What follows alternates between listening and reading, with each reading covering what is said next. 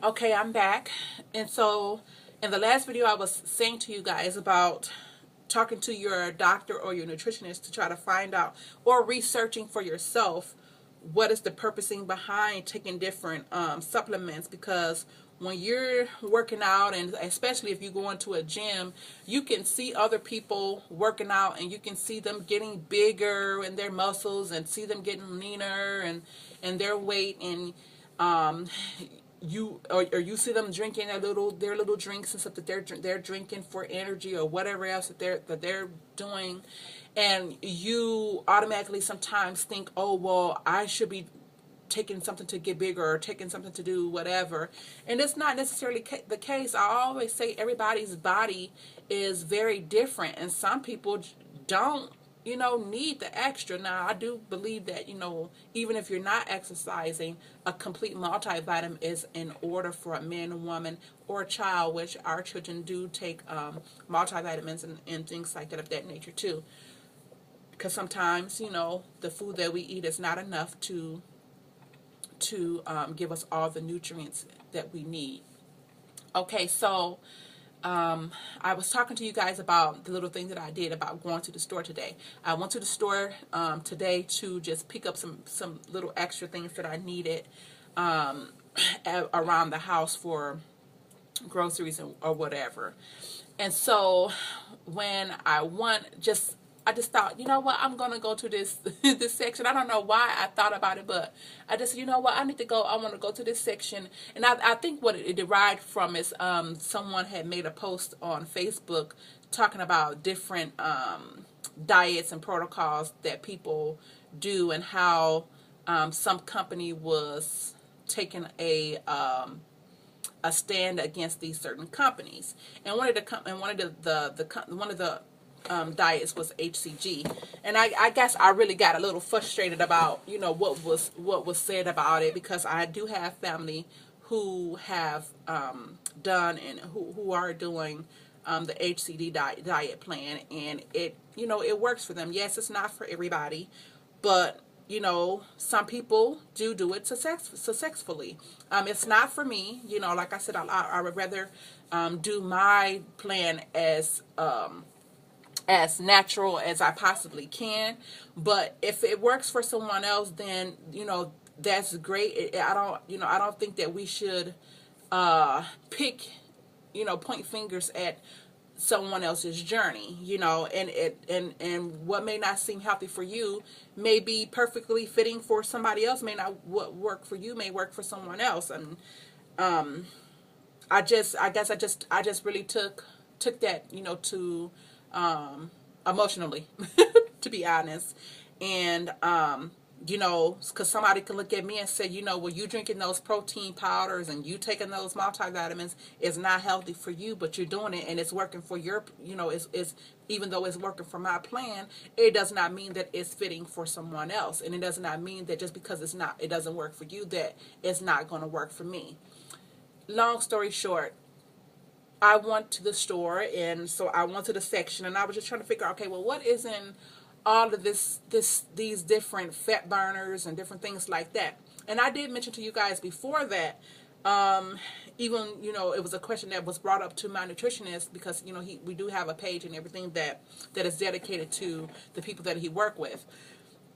And the question was brought up, okay, well, what about fat burners? Can we take fat burners? Is it okay to take fat burners? And he just simply said, what, he doesn't advocate taking fat burners for everyday people who work out, unless you're in deep into the fitness world, where you have to be on stage and different things like that, and you have to be at a certain body fat percentage. People have to understand that when you go on stage, it's not necessarily about your weight. It's more so about your body fat percentage. And you have to understand that everyday people, their body fat percentage is not going to be down to no 8 to 10 or 6 or whatever that body fat percentage is when you're on stage. That is not normal. So I'm begging and pleading with people to please get over this fantasy about my body fat percentage has to be super duper low. So many things happen in that range of when your body fat percentage go that low, that, you know, for an everyday person, you need to just get that out of your mind. Learn what a healthy body fat percentage is for your age and different things like that, because there is a healthy one, but it is not the one that you see on people who are in the fitness world that do competitions and stuff on stage. Yours is not that number. So you have to get over that. So when I went to the store and I was looking at all these different things, and I was looking, you know, I mean, it was so many different kind of green tea extract, green coffee bean, ginkgo biloba, all those different things, you know. But the biggest one that I noticed was the now is the green coffee bean extract, and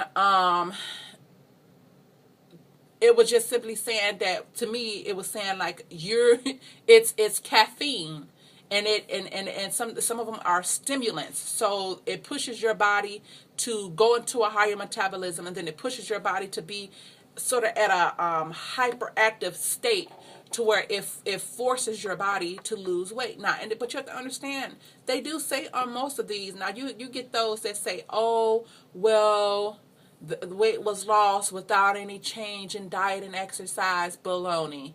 You have to change your diet and exercise, and those are on there, and most times they are in like fine print, and you have to read it to see it, but they are on there, and they still say consult your physician before you try them, and all this kind of stuff like that.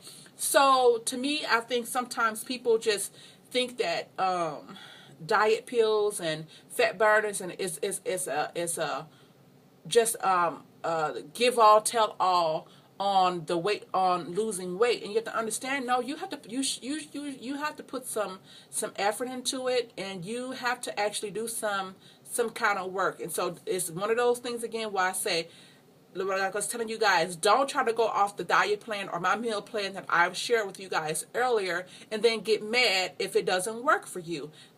We have to stop wanting these quick fixes.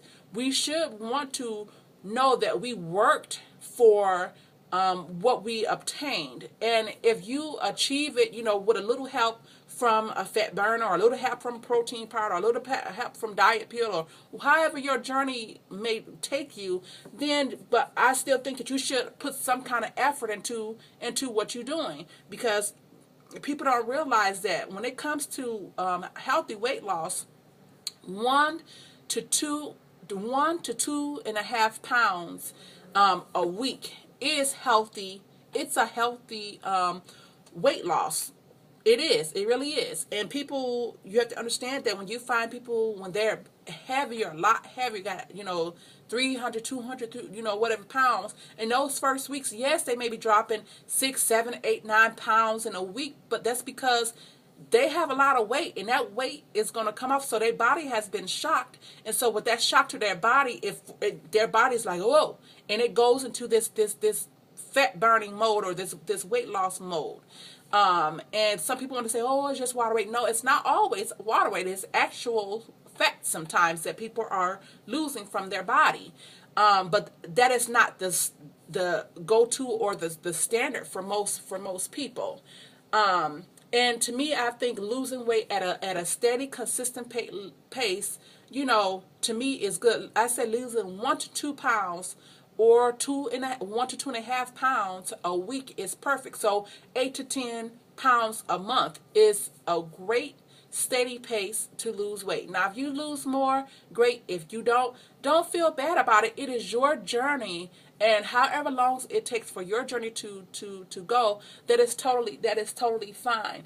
But I encourage you guys to really be mindful of going to the stores and buying these fat burners and different things like that, and not really having an understanding of what you're putting into your body. Because I do know, especially with people who are in the athletic world, who sometimes you find them, the ones who have done that stuff before. I have worked with a person before who used to be a bodybuilder, and she just was just telling us how you know, she just totally messed her body up because she would use, you know, the fat burners to get down to a certain body percentage, you know, in fat. But then after a while, it started messing up her metabolism, her hormones, everything, you know, sort of went out of whack. And she wasn't the first person who had this, that I've come across, who had this problem, when they are actually willing to actually show you the truth behind all the hype that you see with going with dealing with the athletes on who is on stage. Okay, I'm gonna go ahead and stop because I'm not sure how long, once again, how long I can go on these videos. So I'm sort of pushing it and just trying to see how much longer I can go. But I'm going to continue to share with you guys some things. Okay, see you in a bit.